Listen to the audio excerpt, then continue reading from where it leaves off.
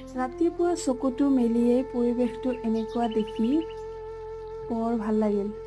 তাৰেই মজা ল'বলৈ দাঁত ব্ৰাছ কৰি কৰিয়ে অকণমান পৰিৱেশটো ইফালে সিফালে ঘূৰি চালোঁ।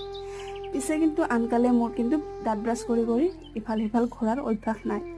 এফালে আকৌ চাওঁতে চাওঁতে বৰষুণটো দিলে দেখিছেনে স্কুল যোৱাৰ সময়খিনিতে। তথাপিতো স্কুল যাবলৈ এৰা নাই। ছোৱালী স্কুল লৈ গ'লোঁ, আহিলোঁ। আৰু এনেতে শুই থাকোঁতে মোৰ মনত পৰিল যে বাহিৰত কেইটামান কাপোৰ আছে, লৈ আহোঁ। আৰু এইফালে ছোৱালীকো গধূলি হৰলিক্স আৰু গাখীৰ খাবলৈ দিলোঁ।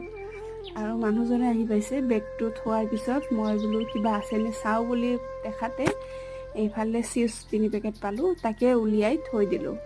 আৰু চিপছ খাবলৈ মই ভাল পাওঁ যে, সেইকাৰণে মোৰ কাৰণে লৈয়ে আহে। কিন্তু তেওঁ সদায় নানে, আকৌ মাজে মাজে আনে, তথাপিতো মোৰ ভাল লাগে। এইফালে মানুহজনক ৰেষ্ট কৰিবলৈ দি, ফ্ৰেছ হ'বলৈ দি আমিও ভাত খোৱাত বহিলোঁ। আৰু আজি একেবাৰে চিম্পুলকৈ খালোঁ।